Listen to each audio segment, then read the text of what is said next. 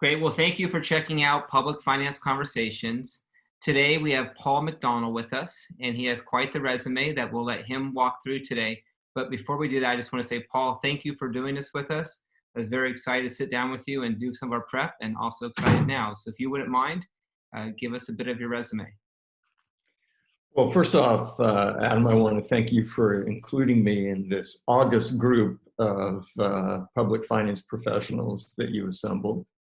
I've been looking forward to this, so I really appreciate it. Truth be told, Adam, I've had a somewhat unconventional career. After working as a carpenter for a number of years, I was able to transition into the securities business. I was working on a roof, fixing a skylight in the driving rain, and I got a phone call that I needed to show up the next day for an interview. And that was the last time that I worked, at least for pay, as a blue-collar professional. A few short years later, I graduated from the Anderson School at UCLA with my MBA, and I was off to Wall Street. Worked for financial firms for about 15 years before transitioning mid-career to the public sector with the County of Riverside. So you start off as a carpenter, and then you get into public finance, investment banking, and you're an investment banker. When banks were investment banks and banks were a lot different than they are today. You worked with Smith Barney. Tell us what that was like. You truly had a investment bank type environment. Well, you'll appreciate this, and your clients will be shocked to hear it. When we first started, it wasn't just that we weren't using computers. I learned how to size a bond issue by using a LC calculator. But when we would run numbers, we would put together, we would size a bond issue. And the starting point was we would always assume a 3% underwriter's discount. Now, this was not for dirt bonds, high-risk bonds. This is for a rated AAA revenue bond. Wow. Starting point was just assume we get paid 3%, $30 a bond. That, of course, is unheard of these days. You could go to jail to try and charge that amount, I think. If just for the audience to know, in a lot of cases, you're moving that decimal place all the way over. The 3 is behind the decimal place. That's right. But Smith Barney was an old line firm, and they actually had a very large public finance practice. They also had the firm had one of the great marketing lines in the industry.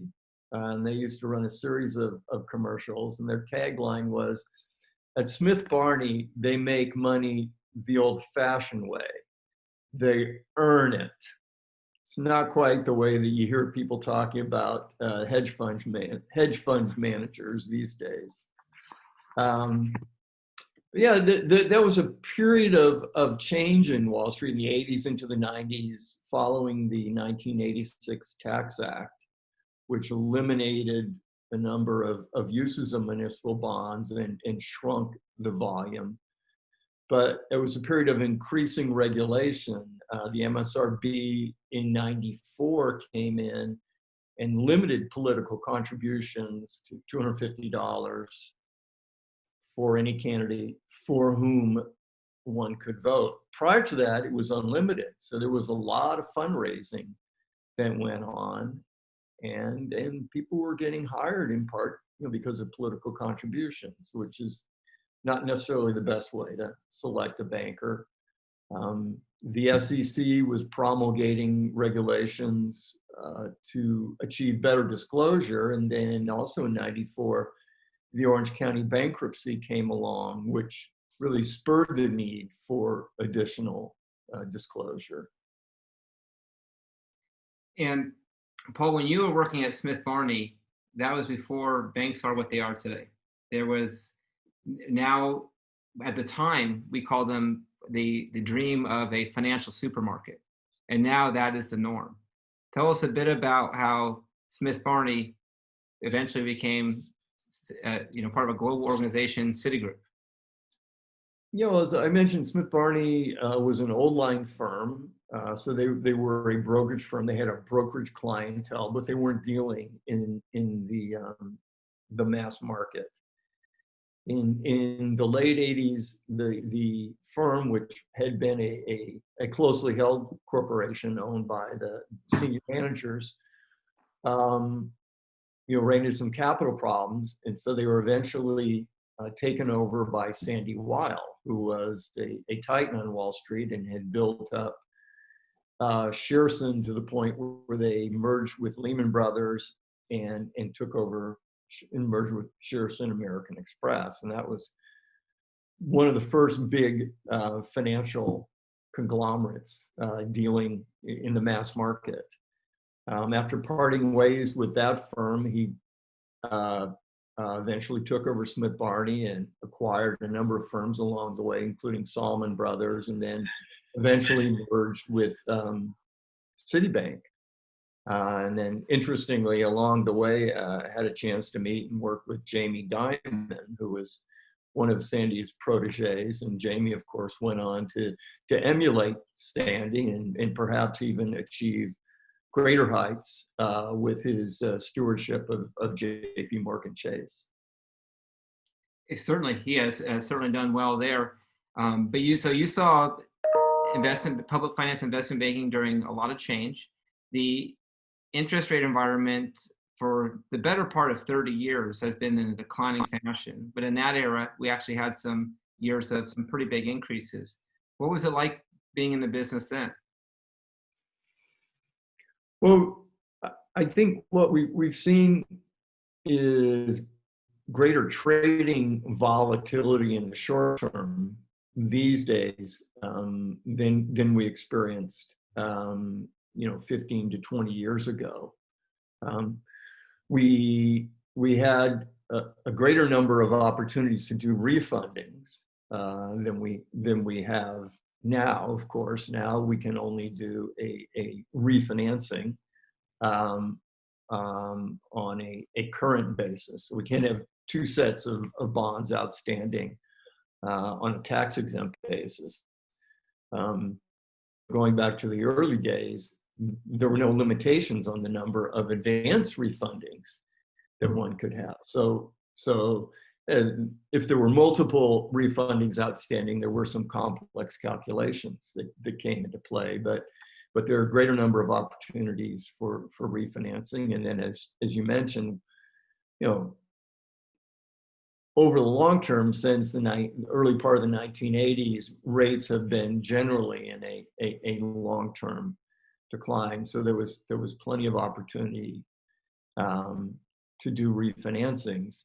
I mean, the one thing that I would say is that I think over time, the bankers and financial advisors have developed a much better understanding of the needs of their clients, and in particular, a better understanding of their revenue base.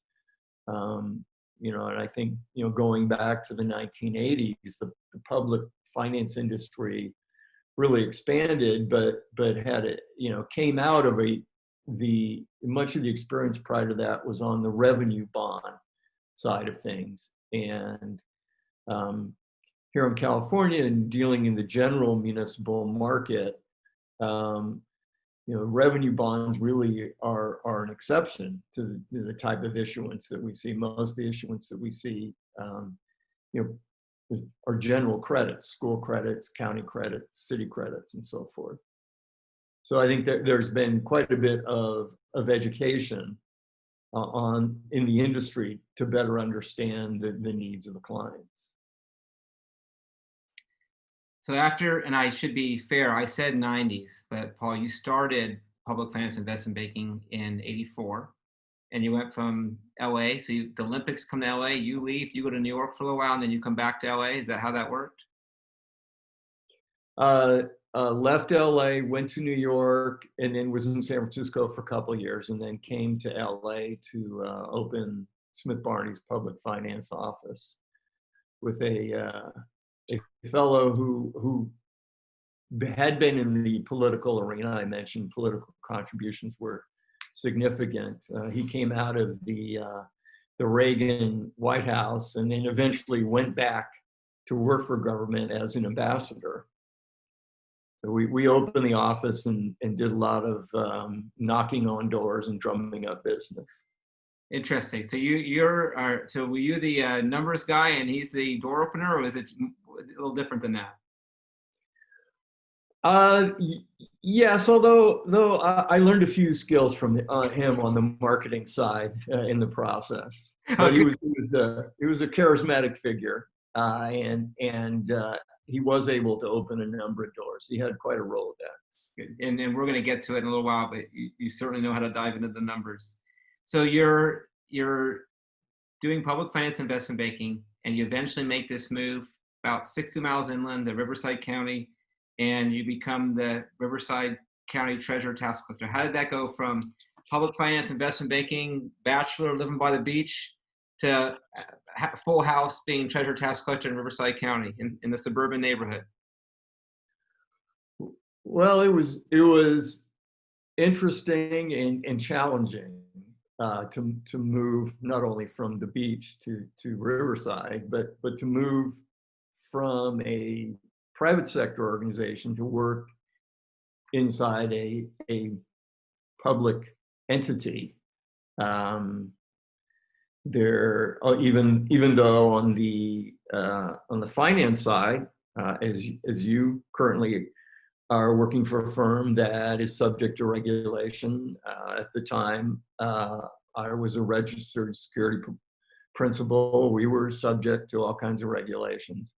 It is nothing like the regulations that the public agencies must live by.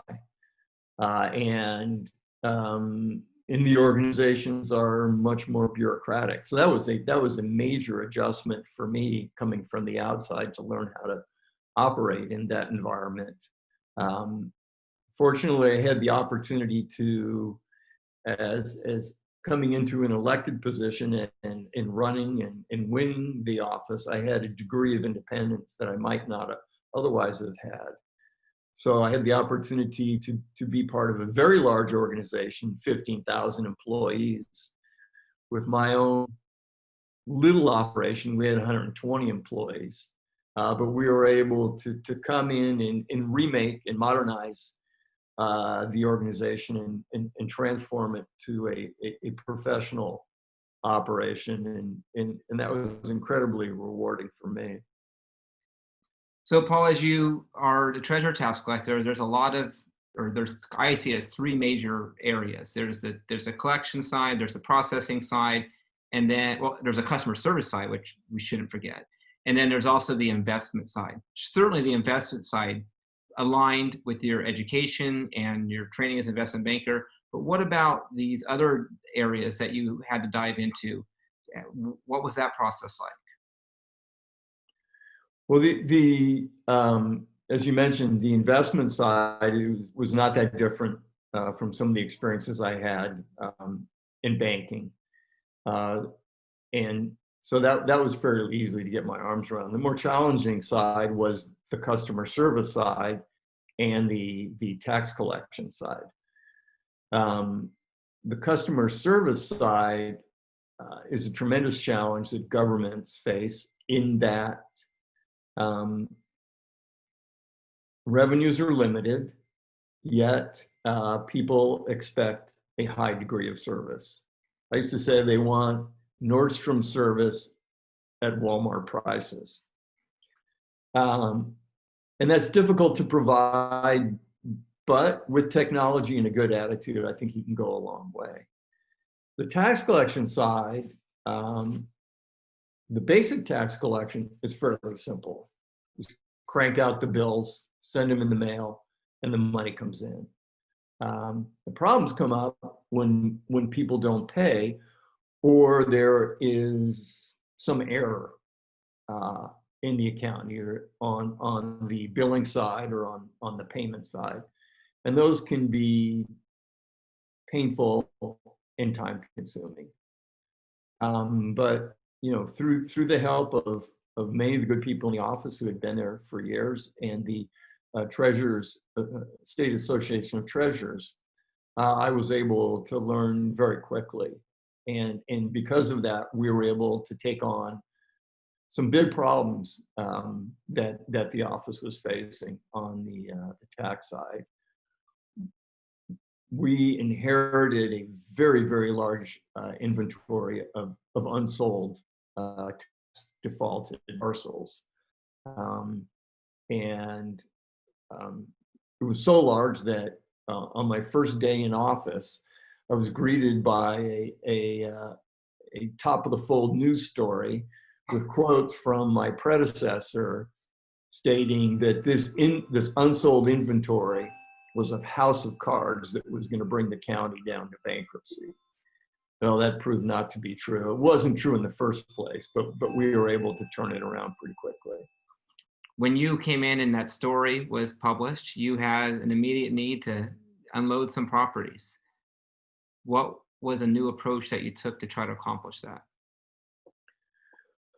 Well, prior to actually unloading the property, one of the first things we did was analyze the problem, analyze the inventory, and put a financial model together. And then as part of that, we looked for new ways to sell property rather than the traditional tax sale, which involved renting the municipal auditorium or the city convention center, renting it for 3, 4, 5 days, and auctioning off properties one by one. We looked at a number of things, and one of which was using the internet. At that time, tax collectors throughout the state were awaiting guidance from the state controller to opine that utilizing the internet would meet the legal requirements of a public auction. It's just funny to say it now, and it was funny then that people couldn't get their arms around the idea that selling something on eBay was just as good as standing on the courthouse steps, if you will, and asking people to bid.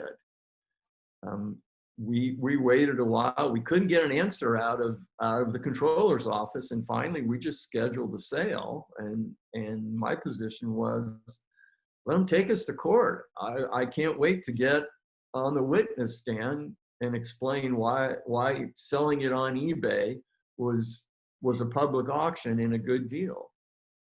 So we went ahead. We had no problems on the legal side, and eventually most of the other counties in the state followed suit. And for the most part, that's sort of the operating standard, that the internet is the way to go, because you save time, money, and ultimately can expect to get a better price through that type of sale.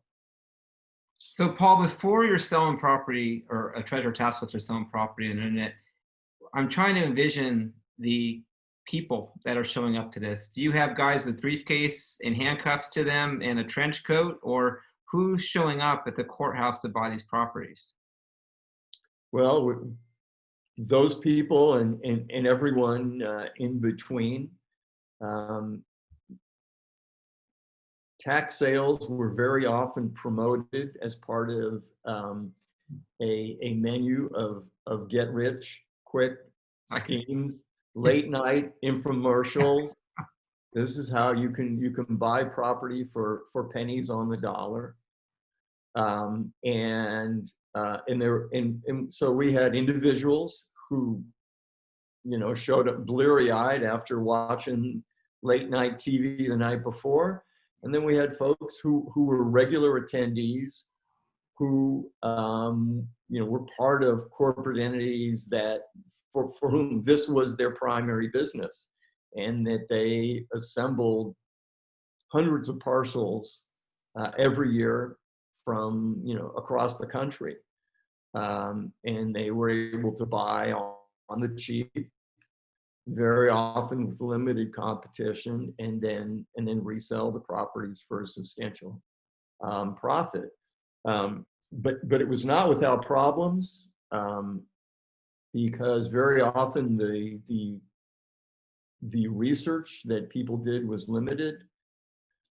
I had one case where a woman had used her limited life savings to buy what she thought was a vacant piece of land that actually was a very, very large drainage facility masquerading as a vacant lot. It was unbuildable. Um, and, you know, the poor woman came back to us, and we had to figure out a way to unwind the sale and get her money back. But and we had any number of circumstances like that. I mean, there was another case where we had a parcel which was located within a community facilities district. The community facilities district had not foreclosed on the delinquent CFD bonds and was carrying a $20 million lien on these bonds. And some poor fellow bought what he thought was going to make him rich, not realizing that he had just bought into a $20 million liability. That stuff would be hard to get before the internet's around, right? Or not around, but before it's widely used, selling property and things like that. It certainly raised the level of competition, and I think required people to do a better job in investigating the properties. Their due diligence. So, Paul, that's one example where you saw a problem, or maybe not even a problem. You saw an issue, and how could you do that better? I have found that there's a number of issues that you dive into details on. Another one is teeter.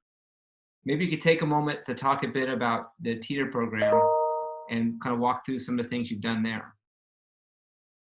Yeah, most counties in the state of California are on the teeter plan, and that's a means of distributing the property tax dollar. Under the teeter plan, the county sends to the participating schools and cities 100 cents on the dollar, so that those entities don't have to wait for the actual collections to come in, which we never achieve 100% collection in every fiscal year. There's always an amount of delinquency, and it could take years before the final dollar is collected. So under the teeter plan, those entities receive 100 cents on the dollar, and the county takes the risk of loss, which relates back to the comment about the house of cards. When the county has a large tax sale inventory, and if they have to sell it and take a loss, then that becomes a hit to the county general fund. So what we did is it was clear that people didn't understand the exposure that we had. So we put together a financial model, and so that we could forecast revenues and manage the program. And then at that time, the program, which requires funding every year to actually make the payment on taxes that have them come in the door, just doesn't appear out of nowhere. Counties actually have to either dip into their general fund or borrow to make up that shortfall. So in Riverside, the county pool had been the source of a borrowing. The county pool is actually the pool's largest investment at the time. Over 10% of its assets were tied up in a privately placed note that was funding this annual advance. So we took it out of the county pool and we replaced it with an external funding program, and initially it was set up in the commercial paper format, tax exempt commercial paper, as opposed to paying the taxable rate that we needed to pay to the pool. And then as letters of credit became difficult to obtain following the Great Recession. We just moved to a one-year note program structured similar to the TRAN that many counties and schools issue. So there's a short-term note that you're taking out, and the investors are building in some level of risk to that. But I would imagine that rate's pretty low, and then the penalties and interest are pretty hefty, and that's what these local governments give up in order to actually have their 100% of their funding provided. So the county that gets the penalties and interest, but if you're borrowing, you have a pretty good spread between those two, but the county has the wherewithal to do that. Is that correct? Yeah, so instead of being a house of cards, it was like having a printing press down in the basement.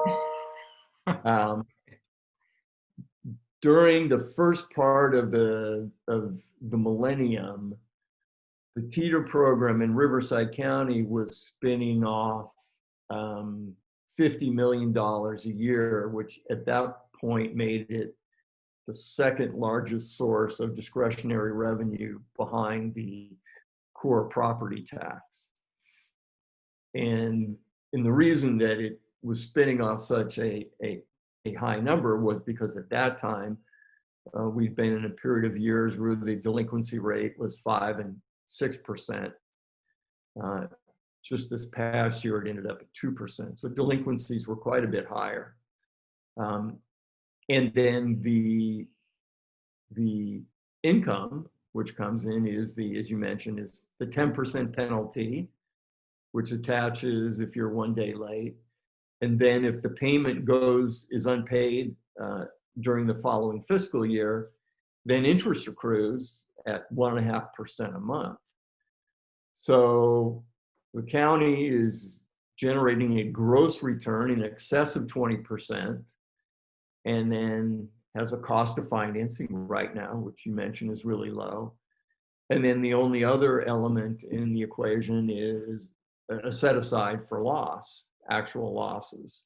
And for the most part, most people will pay eventually, and most properties are valuable enough to at least recoup the taxes, but not always.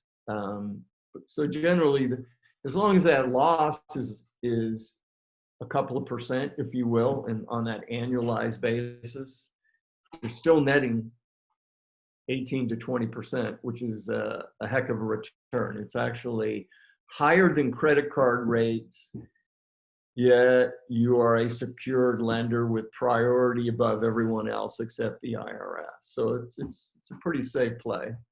But for me, it just sounds like government working well together. You have the superintendent who's educating that community and no longer has to worry about their funds coming in. And they don't really have the wherewithal, the financial wherewithal to be chasing missed property tax payments. Whereas the county has a department that can focus on it, and then also has a financial wherewithal through financing or other means, as it turned out, that with the pool, that it helps both entities. So it really feels like government working well together. Yeah, and actually, although teeter has been around since the 1940s, a major change with teeter happened in 1993 as part of one of the first waves of realignment. It's called realignment, but really what it is a shifting of responsibility and funding from the state to local entities, and a reshuffling of the deck, which typically has the local entities coming out worse off than they were before. So there was this major realignment in 93. And I think the first ERAF shift happened in 93, and there's been, 3 of them now, something like that. So one of the things the state did to soften the blow to counties was make participation in teeter more attractive to counties. And in fact, many of the counties then adopted the plan in 1993. And then one of the features at that time then was that if the county adopted the plan, the schools were automatically in, which increased the economies of scale to the counties to make it worthwhile to run the program. So, Paul, you win a few elections as treasurer tax collector. You spend about 10 years in that office. Then you give up the badge. You go back in the private sector a bit. Then you go back into being the county finance director. You want to talk to us a bit about that role? Sure. County finance director has two primary responsibilities: budget and borrowing. For the most part, the borrowing part of the job is not that difficult unless one is on the verge of bankruptcy. But for them, even then, you know, it doesn't have the angst, if you will, that comes from the budget side of the house. In good times or bad times, people always want to wrangle about money and who's getting what, whether it's in the family or part of a large organization. So setting the priorities and keeping people in line according to their budget is always a challenge. But it becomes especially acute when hard times come. And certainly we experienced that 10, 12 years ago during the Great Recession. And we're seeing, you know, the beginnings of that now with the impact of COVID, the fall off in sales tax revenue, and likely a flattening in property tax revenue. I don't have the sense that we'll see the same sort of decrease to the property tax rolls that we saw 10, 12 years ago, but most certainly not the steady type of growth that we've seen across the state over the last 6 or 7 years. And so you served 2 stints as finance director, is that correct? That is correct. From 2008 to 2010, and then went back in 2015 to 2017. So we've certainly talked about a lot of strengths in this conversation. The one weakness I'm starting to see in you is the ability to retire. And we saw it there. Then the next thing is, I think the one role you haven't served in the public finance process is to be able to give that tax-exempt legal opinion. And it seems like to me you might be making some efforts to be able to accomplish that next. Well, I've got a ways to go there.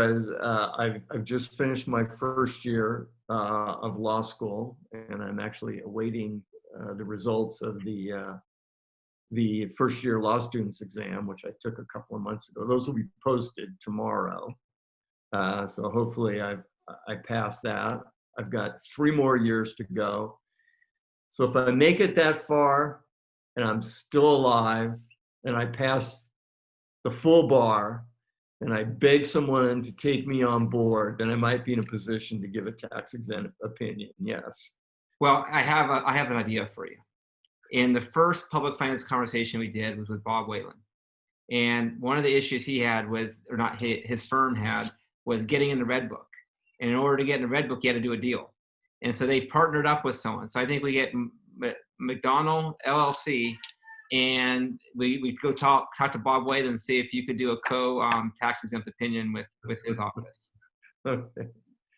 I'm sure Bob would be ready to return the favor that O'Melveny and Myers, Dave Stradling, Yaka, Carlson, and Ralph way back when. That's right. I'm sure he would.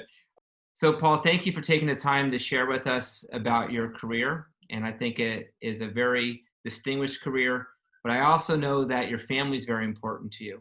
Would you mind sharing with us a bit about your family? Yes, happy to do that, Adam. It is a big part of my life. I've been married 27 years to my lovely wife, Robin, and between us, we have 4 children, all of whom have flown the coop now for many years and have given us 7 grandchildren. We have 3 grandchildren that are up here in the Bay Area where we currently live. And then we have 4 grandchildren living in Southern California. Great. Now, are you able to spend time with your grandchildren with this pursuit of a legal degree? Yes, and in fact, the grandchildren come first. We have 2 days a week where we have been pressed into service, providing daycare activities, and actually post-COVID, our time commitment increased. Prior to that, the 2 young ones were spending a half a day in preschool, which is shut down. So we were called back into full-time, 2-day-a-week